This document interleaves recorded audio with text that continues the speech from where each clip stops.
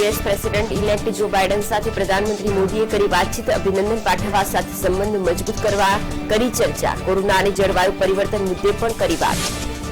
લક્ષ્મી વિલાસ bank કાચી પડવાના સંકેત, આરબીઆઈએ કથળતી સ્થિતિ જોઈ લગાવ્યું 16 ડિસેમ્બર સુધી મોરેટોરિયમ, ડીબીએસ બેંક સાથે થશે મર્જર. દેશમાં વધુ એક દિવસ નવા કેસ કરતા રિકવરી વધુ, એક્ટિવ કેસ હવે 4.5 લાખથી પણ ઓછા, નવા કેસ નોંધાયા 38,400 તો રિકવરી નોંધાઈ 44,600.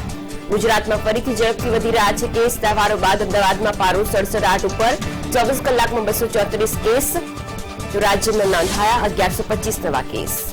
ગાંધીનગરમાં આજે મળવા જઈ રહી છે કેબિનેટની બેઠક, ચર્ચાઈ શકે છે કોરોનાનો મુદ્દો, અન્ય મહત્વના મુદ્દે પણ લેવાઈ શકે છે નિર્ણય. અયોધ્યામાં શાનદાર દિવાળી બાદ હવે વારાણસીમાં દેવ દિવાળીની થશે જોરદાર ઉજવણી, વારાણસીના ઘાટ પર લાખો દીવાથી ઝગમગી ઉઠશે.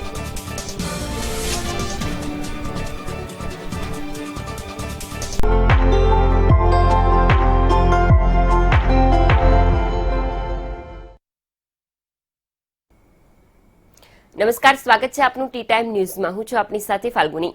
સમાચારોની વાત કરીએ. વડાપ્રધાન નરેન્દ્ર મોદી દ્વારા ટેલિફોનિક વાતચીત કરવામાં આવી અમેરિકાના રાષ્ટ્રપતિ ઇલેક્ટ જો બાઇડન સાથે. બંને વચ્ચે ટેલિફોનિક વાતચીત થઈ, જેમાં સંબંધ મજબૂત કરવાની ચર્ચા થઈ. આ સાથે જ નિર્વાચિત પ્રમુખને ફોન પર જે જળવાયું છે અને આ સાથે જ અનેક જે કરારો છે આ મુદ્દે પણ વડાપ્રધાન દ્વારા વાતચીત કરવામાં આવી. સૌપ્રથમ તેમને જીત બદલ અભિનંદન પાઠવવામાં આવ્યા. ત્યારબાદ અમેરિકામાં જે કોરોનાની સ્થિતિ કથળી રહી છે તે મુદ્દે પણ વાતચીત કરાઈ અને જળવાયુ પરિવર્તન મુદ્દે પણ બંને વચ્ચે ટેલિફોનિક વાતચીત થઈ. આ સાથે સાથે બંને દેશોના દ્વિપક્ષીય સંબંધોને મજબૂત બનાવવા પણ ચર્ચા કરવામાં આવી. જો બાઇડનની સાથે કમલા હેરિસને પણ વડાપ્રધાન દ્વારા અભિનંદન પાઠવવામાં આવ્યા છે. વડાપ્રધાન દ્વારા જીત બદલ અભિનંદન પાઠવાયા છે. જો બાઇડન સાથે આ ટેલિફોનિક વાતચીત, જેમાં સંબંધો મજબૂત કરવાની ચર્ચા થઈ. આ સાથે જ અમેરિકામાં કોરોનાની જે સ્થિતિ છે તેને લઈને પણ વાતચીત થઈ.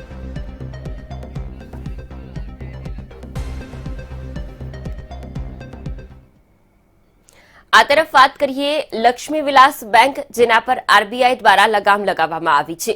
આરબીઆઈની આ લગામ લક્ષ્મી વિલાસ બેંક પર, જેને લઈને ખાતેધારકોને થોડી ઘણી મુશ્કેલી વેઠવી પડશે. ખાતાધારકોનો 1 મહિનો ચિંતામાં વીતશે. આરબીઆઈ દ્વારા લગામ લગાવવામાં આવી છે 16મી ડિસેમ્બર સુધી, જેમાં આરબીઆઈનું નિયંત્રણ રહેશે. બેંકની એનપીએ વધતા આરબીઆઈ દ્વારા આ નિર્ણય કરવામાં આવ્યો છે, જેમાં નિયંત્રણ સુધી 25,000 જ ખાતેધારકો ઉપાડી શકશે. અને આ સિવાય બેંક આ નિયંત્રણ સમયગાળામાં જ મર્જર થશે. ખાતેધારકો 25,000થી વધુ રકમ નહીં ઉપાડી શકે.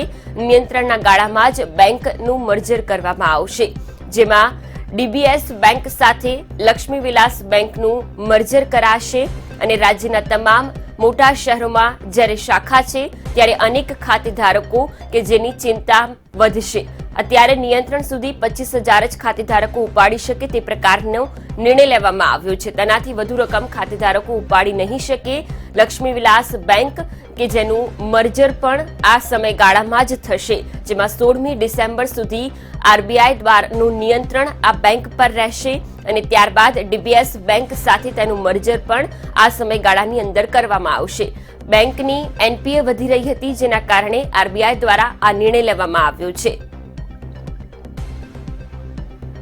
લક્ષ્મી વિલાસ બેંકમાંથી માત્ર 25,000 રૂપિયા જ વિડ્રો કરી શકશે તેવું જાહેરનામું રિઝર્વ બેંક ઓફ ઇન્ડિયા દ્વારા બહાર પાડવામાં આવ્યું હતું. જે પ્રમાણે અત્યારે હાલ જો વાત કરવામાં આવે તો લક્ષ્મી વિલાસ જે બેંક છે ત્યાં આગળ અત્યારે હાલ જે કસ્ટમર છે તે કસ્ટમર પોતે પૈસા વિડ્રો કરવા માટે આવ્યા હતા. તેમને સીધા પૂછીશું, સર આપ અહીંયા આવ્યા છો, શું કહેશો? હું એકચ્યુઅલી પૈસા વિથડ્રો કરવા માટે આવેલો હતો. પહેલા મેં HDFC માં ટ્રાય કરી, ઇન્ડસ્ટ્રીયલ બેંક, ICICI, કોઈમાં પૈસા નથી ઉપડતા. પછી હું લક્ષ્મી વિલાસના ATMમાં પૈસા ઉપાડાયો. તો જેવું આપણે કાર્ડ નાખીએ છીએ ને એવું તરત જ અંડર પ્રોસેસિંગ, ઇન પ્રોગ્રેસ, આગળનું કોઈ મેનુ આવતું જ નથી. કસ્ટમર કેરમાં ફોન કરું છું તો કસ્ટમર કેરમાં ફોન નથી લાગતો. એટલે બધું એકદમ સ્ટોપ કરી નાખ્યું છે આ લોકો. છેલ્લા કેટલા વર્ષથી આપનું લક્ષ્મી વિલાસ બેંકમાં ખાતું છે? છેલ્લા 3-4 વર્ષથી લક્ષ્મી વિલાસમાં ખાતું છે. જે પ્રમાણે રિઝર્વ બેંક દ્વારા નોટિફિકેશન બહાર પાડવામાં આવ્યું, શું કહેશો હવે તેને લઈને? એકચ્યુઅલી હવે મને એ જ ટેન્શન થાય છે કે એકચ્યુઅલી મારા પૈસાનું હવે શું થશે. એકચ્યુઅલી અત્યારે લોકડાઉન છે એને લીધે પૈસાનો ઓલરેડી પ્રોબ્લેમ હોય છે અને હવે આ જો મારા પૈસા ચલવાઈ જશે તો મારી રોજીરોટીને બધું શું કઈ રીતે ચલાવવું એ બહુ મોટો પ્રોબ્લેમ થઈ જશે. બિલકુલથી જો વાત કરવામાં આવે તો હાલમાં જે પ્રમાણે લક્ષ્મી વિલાસ બેંક છે ત્યાં આગળ કસ્ટમર પહોંચ્યા હતા અને જે પ્રમાણે તેમને પણ પૈસા ઉપાડવામાં ક્યાંક ને ક્યાંક જે તકલીફ છે તે તકલીફ થઈ રહી છે. કેમેરામેન વિરલ વ્યાસ સાથે રવિ ભાવસાર, મંતવ્ય ન્યૂઝ, અમદાવાદ.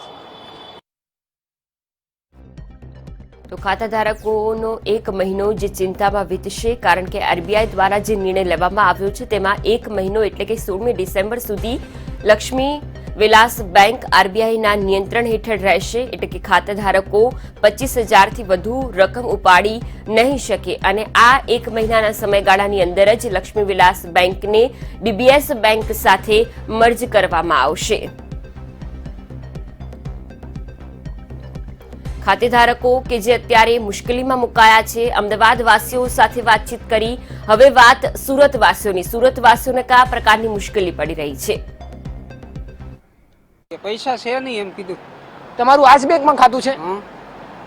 એવું કોઈ મેસેજ કે કોઈ જાણકારી થઈ છે કે અત્યારે આ જે બેંક છે તે નાણાકીય સંકટમાં આવ્યું છે અને હવે 25,000થી વધુ એક મહિનાથી રૂપિયા નહીં ઉપાડી શકાય, તો શું લાગે છે? એવું કઈ નથી ખબર, પણ હું તો પૈસા ઉપાડવા ના પડી છે નહીં. બિલકુલ, લોકો અહીં આવી રહ્યા છે ધીમે ધીમે અને જે પ્રકારે આ નાણાં ઉપાડવાનો પ્રયાસ કરી રહ્યા છે, પરંતુ તેઓ નાણાં નથી ઉપાડી શકતા કારણ કે તેઓના એટીએમમાં પણ રૂપિયા નથી અને રૂપિયા હોય તો પણ તેઓ ટ્રાન્ઝેક્શન હવે કાર્ડથી નહીં કરી શકે. તેની સામે હવે આ પ્રકારની લોનની પણ સ્કીમો લગાવવામાં આવી છે. લક્ષ્મી વિલાસ બેંક ખાતે અનેક એવી સારી સારી જે સ્કીમો છે લોનની તે પણ મૂકવામાં આવી છે, પરંતુ આ પ્રકારે સ્કીમોની સામે હવે સૌથી મોટું દેવું વધી ચૂક્યું છે તેવા મોટા મહત્વના અહેવાલ સામે આવ્યા છે જે આરબીઆઈ દ્વારા તે બહાર પાડવામાં આવ્યું છે. જોકે 92 વર્ષ 90 વર્ષથી વધુ આ જૂની આ બેંક છે અને તેની શાખ ઉપર આજે દેવું વધી જતા એક પ્રકારે શાખ ઉપર એક આંચ ઊભી થઈ છે અને તેઓની શાખ ખોવાઈ છે તેવું કહી શકાય. જે પ્રકારે દેવું વધી ગયું છે તેને લઈને અને તેને જ લઈને ક્યાંક ગ્રાહકોનો વિશ્વાસ પણ હવે આ બેંક ખોઈ રહી હોય તેવું લાગી રહ્યું છે. તો ખાસ કરીને હાલ તો તમામ ખાતેધારકો રાજ્યના મોટા ભાગના જે શહેરો છે તેમાં તેની શાખા આવેલી છે, એટલે કે હવે ખાતેધારકોની મુશ્કેલી વધી છે, ચિંતા વધી છે.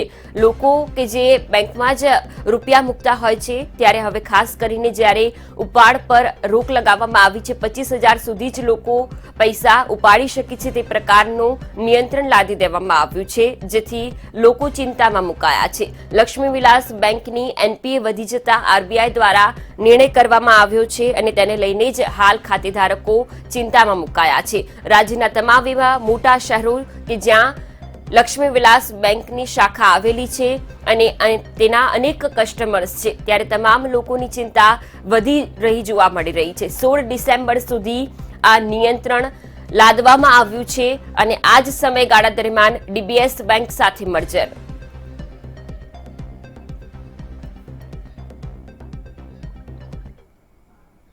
તહેવારોની મોસમ ચાલી રહી છે અને આ જ મોસમની અંદર છૂટછાટ મળવાને લઈને અનેક પ્રકારના સંકેતો જોવા મળી રહ્યા છે. ખાસ કરીને કોરોના કેસોની સંખ્યામાં ચિંતાજનક રીતે વધારો જોવા મળશે. છૂટછાટ મોંઘી પડી રહી હોય તે પ્રકારના સંકેત અત્યારથી જ જોવા મળી રહ્યા છે.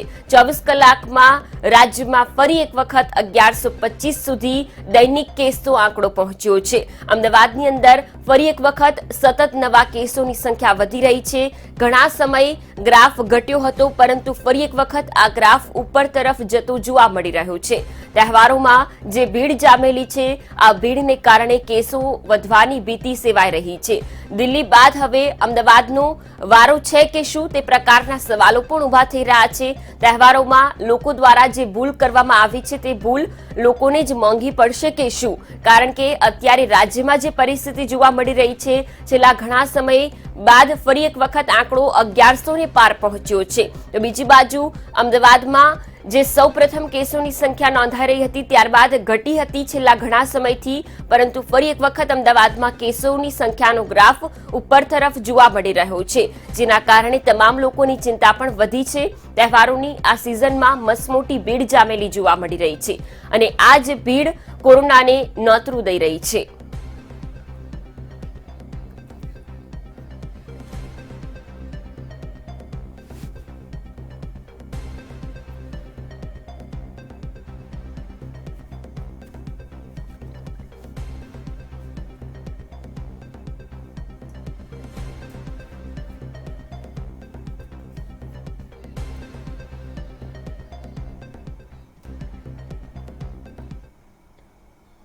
વાત કરીએ સમગ્ર દેશમાં કોરોનાએ કહેરામ મચાવ્યો છે, પરંતુ આ તમામની વચ્ચે સારા સમાચાર કે હવે એક્ટિવ કેસની સંખ્યા ઘટી રહી છે. હાલ એક્ટિવ કેસ 4.5 લાખ કરતા પણ નીચે જોવા મળી રહ્યા છે. નવા કેસની સામે રિકવરી સતત વધી રહી છે, જેના કારણે એક પ્રકારની રાહત. 24 કલાકમાં નવા કેસ 38,400 નોંધાયા છે, તો આ તરફ રિકવરીનો આંક 44,600 નોંધાયો છે. કુલ કેસ હવે દેશમાં 89 લાખને પાર પહોંચી ચૂક્યા છે, પરંતુ સતત એક્ટિવ કેસની સંખ્યા ઘટી રહી છે, જેના કારણે એક રાહતના સંકેત સેવાઈ રહ્યા છે. રોજબરોજ રિકવરી રેટ જે વધી રહ્યો છે, જે નવા કેસની સરખામણીએ રિકવરી કેસોની સંખ્યા વધતી જોવા મળી રહી છે. 24 કલાકમાં પણ આ જ પ્રકારે આંકડો સામે આવ્યો, જ્યાં રિકવરી 44,600 નોંધાઈ.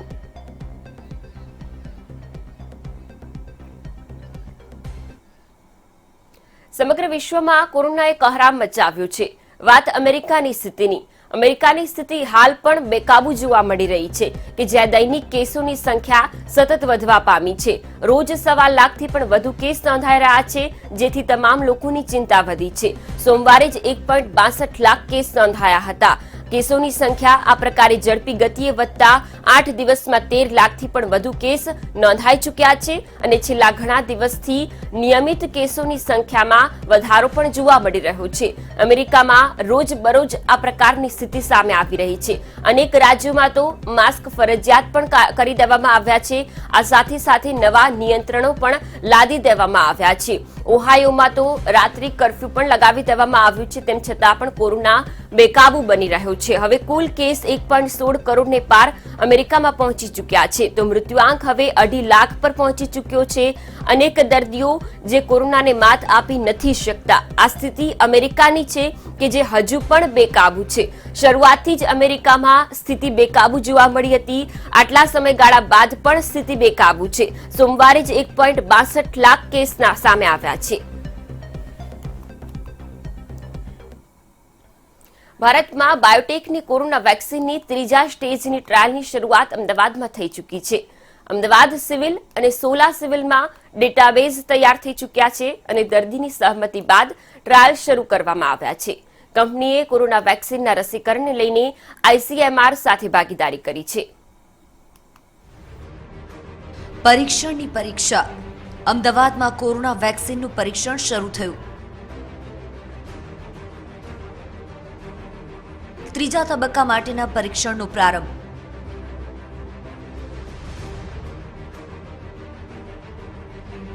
અસારવા અને સોલા સિવિલમાં પરીક્ષણ.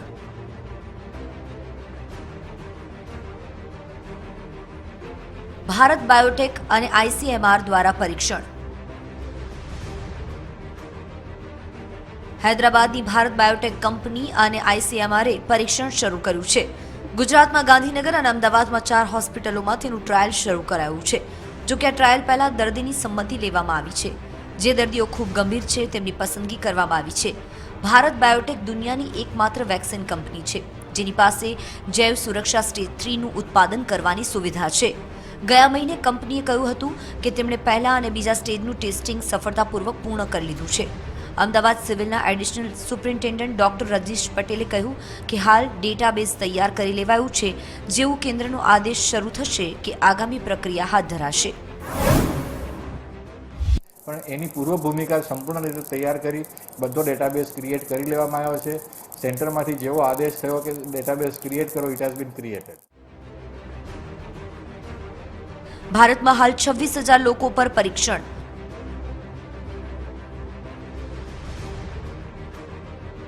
પ્રથમ અને બીજો તબક્કો રહ્યો છે સફળ.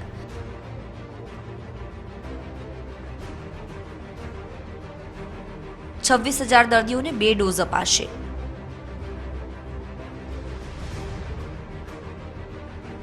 અભ્યાસના તારણ ચોથા તબક્કા માટે મહત્વપૂર્ણ. ભારતમાં 22 હોસ્પિટલોમાં 26,000 લોકો પર કોરોનાની રસીનું પરીક્ષણ કરવામાં આવી રહ્યું છે. 26,000 દર્દીઓને 28 દિવસમાં રસીના 2 ડોઝ આપવામાં આવશે અને 4 થી 6 અઠવાડિયા સુધી તેના પર થનારી અસરોનો અભ્યાસ કરાશે, જે આગળના તબક્કાની તૈયારીઓ માટે ખૂબ જ મહત્વનું બની રહેશે. We have to submit the people available for vaccination. We don't decide how many of them will be vaccinated. That call will be taken by the government of India. Bharat Biotech અન્ય વેક્સિન પર પણ કરી રહ્યું છે કામ.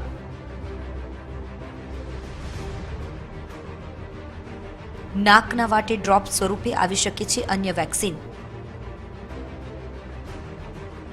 ઉલ્લેખનીય છે કે કંપનીએ 2 ઓક્ટોબરના રોજ ભારતીય ઔષધ મહાનિયંત્રક પાસેથી રસીના 3જા સ્ટેજના ટેસ્ટિંગ માટે મંજૂરી માંગી હતી, જ્યારે કંપની કોરોના સંક્રમણ માટે એક નવી વેક્સિન પર પણ કામ કરી રહી છે. એક નાક વાટે ડ્રોપના રૂપમાં આપવામાં આવશે. આ વેક્સિન આગામી વર્ષ દરમિયાન તૈયાર થઈ જશે. બ્યુરો રિપોર્ટ, મંતવ્ય ન્યૂઝ. ગુજરાત સહિત વિશ્વભરમાં કોરોના મહામારીનો હાહાકાર છે. તહેવારોને પગલે અમદાવાદમાં કોરોનાના કેસમાં ઉછાળો જોવા મળ્યો, જેને કારણે શહેરની સોનીની ચાલી ખાતે આવેલા સેન્ટર પર કોરોનાનું ટેસ્ટિંગ કરાઈ રહ્યું છે. મહત્વનું છે કે શિયાળાની ફૂલ ગુલાબી સિઝન ચાલુ થતી હોવાથી કોરોનાના કેસમાં વધારો થવાની શક્યતા છે. તહેવારોની સિઝનમાં અમદાવાદમાં કોરોના વિસ્ફોટ જે રીતે જોવા મળી રહ્યો છે.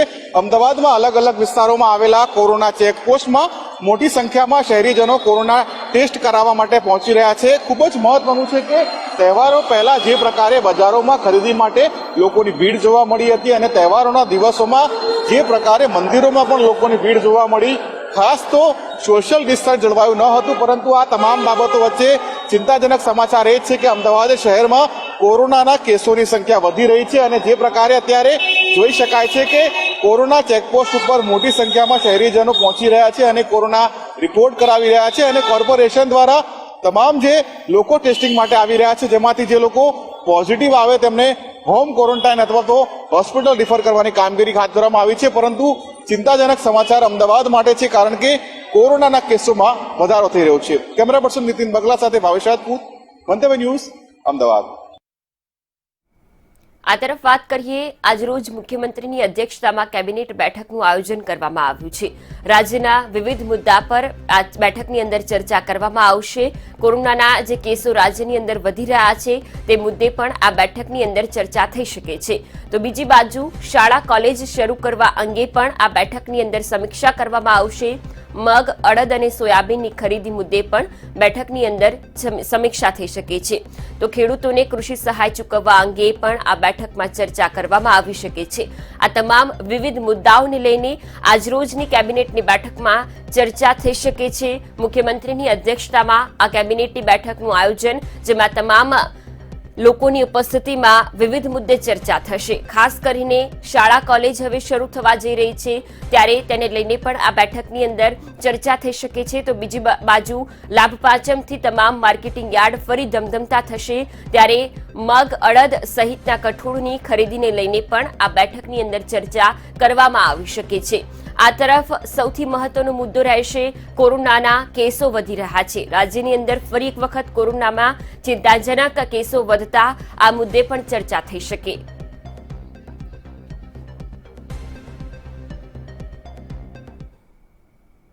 દિવાળીના તહેવારના દિવસે આખી અયોધ્યા નગરી ઝગમગતી જોવા મળી હતી. લાખો દીવડાનું ઝગમગાટ જોવા મળ્યું હતું. અયોધ્યા બાદ હવે દિવાળી કે જે કાશીની અંદર જોવા મળશે. દેવ દિવાળીને લઈને લાખો દીવડાઓ કાશીની અંદર પ્રગટાવવામાં આવશે. કાશીમાં આ પ્રકાશોત્સવ જોવા મળશે. વારાણસીના ઘાટ દેવડાથી ઝગમગી ઉઠશે. તો દેવ દિવાળી પર સરકાર દ્વારા મહા આયોજન કરવામાં આવ્યું છે, જેમાં 29 નવેમ્બરે દેવ દિવાળીની ભવ્ય ઉજવણી કાશીની અંદર જોવા મળશે. મંગળવારે પૂર્વ તૈયારી માટે પહેલી મીટિંગ મળી હતી. આ મીટિંગની અંદર તમામ ચર્ચા કરવામાં આવી. લાખો દેવડાથી તમામ ઘાટને ઝગમગી ઉઠશે અને વારાણસીના ઘાટ પર દીવડા પ્રગટાવવામાં આવશે. આખું જ આયોજન, જેને લઈને પૂર્વ બેઠક પણ મળી હતી.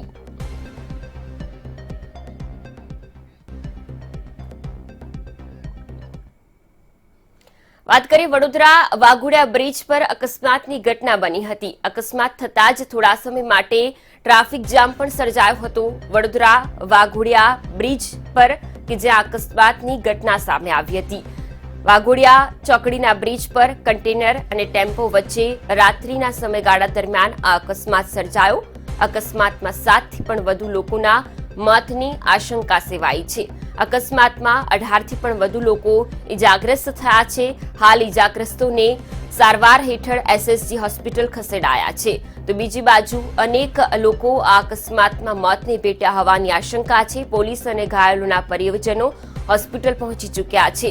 મધરાત્રે કન્ટેનર અને ટેમ્પો વચ્ચે આ અકસ્માત સર્જાયો હતો, જેમાં 7થી પણ વધુ લોકો મોતને ભેટ્યા હોય તે પ્રકારની આશંકા સેવાઈ છે. પોલીસે ઘટના સ્થળે પહોંચીને તમામ પ્રકારની તપાસ શરૂ કરી છે. તો બીજી બાજુ અકસ્માતની ઘટનામાં 18થી પણ વધુ લોકો ઇજાગ્રસ્ત થયા છે, જે તમામને એસએસજી હોસ્પિટલ સારવાર હેઠળ ખસેડાયા છે. આ તરફ પરિવારજનો અને પોલીસ પણ હોસ્પિટલ પહોંચી છે. ફોનલાઈન પર સંવાદદાતા જોડાયા છે અમિત ઠાકોર. અમિત, વડોદરા વાઘોડિયા ચોકડી બ્રિજ પર અકસ્માત, શું વિગતો? જુઓ મળસ કે 3 વાગ્યાનો આ બનાવ છે અને ખૂબ જ ગોઝારો અકસ્માત છે. આ ટેમ્પો અને ડમ્પર વચ્ચે અકસ્માત સર્જાયો છે. ટેમ્પોમાં લગભગ 25થી વધારે લોકો આઈસર ટેમ્પોમાં ભરેલા હતા અને બેઠા હતા. તે લોકો પાવાગઢ જઈ રહ્યા હતા.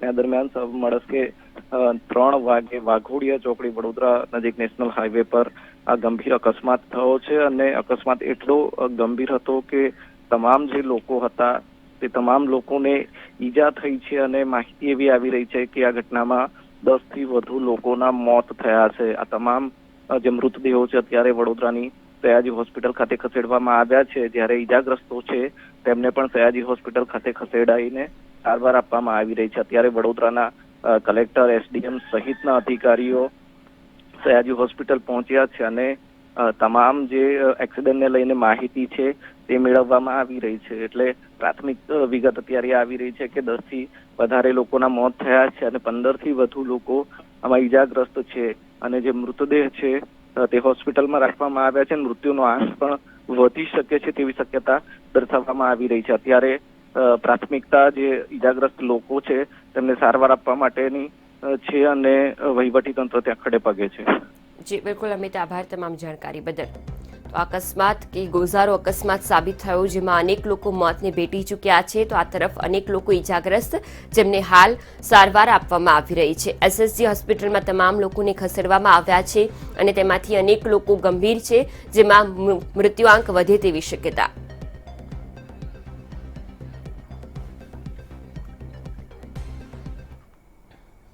આગળ વાત કરીએ જામનગરની. જામનગર હાપા માર્કેટિંગ યાર્ડમાં વાહનોની કતારો જોવા મળી. વાહનોની લાંબી કતારો યાર્ડની બહાર જોવા મળી. જામનગરના હાપા માર્કેટિંગ યાર્ડ બહાર કે જ્યાં નવા વર્ષે મગફળીની મબલક આવક શરૂ થઈ ચૂકી છે, જેને લઈને તમામ લોકો મગફળી લઈને પહોંચી રહ્યા છે. લાભ પાંચમથી મગફળીની હરાજ થવાની છે, તે પહેલા જ તમામ ખેડૂતો પોતાની મગફળી લઈને હાપા માર્કેટિંગ યાર્ડ પહોંચી ચૂક્યા છે. રાત્રે જ 100થી પણ વધુ વાહનોની લાંબી કતારો લાગી ચૂકી છે. મગફળીની ટેકાના ભાવે જ્યારે ખરીદી શરૂ થવાની છે તે પહેલા અત્યારથી જ ખેડૂતો પહોંચી રહ્યા છે.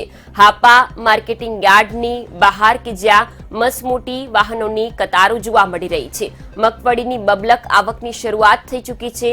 લાભ પાંચમથી આ મગફળીની હરાજી શરૂ થવાની છે, ત્યારે ખેડૂતો માટે જમવાની પણ સગવડ હાપા માર્કેટિંગ યાર્ડના ચેરમેન દ્વારા ઊભી કરવામાં આવી છે.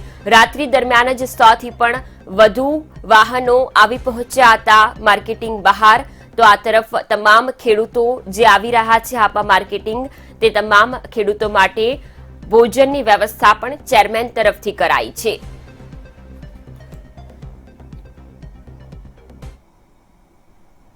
સુરતમાં ડાયમંડ બુર્સ 2022માં શરૂ થઈ જાય તેવા પૂરા સંકેત મળી રહ્યા છે.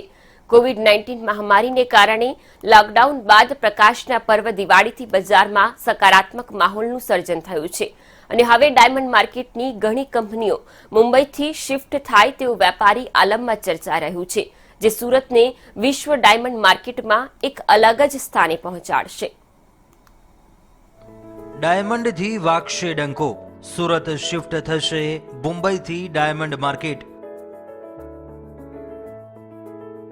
વર્ષ 2022 સુધીમાં તૈયાર થશે ડાયમંડ બુર્સ. બુર્સ તૈયાર થતા જ રિયલ એસ્ટેટ માર્કેટમાં આવશે તેજી. સુરત ડાયમંડ બુર્સ વર્ષ 2022 સુધીમાં શરૂ થશે. એકવાર તે શરૂ થયા બાદ તમામ અગ્રણી ડાયમંડ કંપનીઓ ડાયમંડ એકમો અને ઓફિસો મુંબઈથી સુરતમાં આવશે.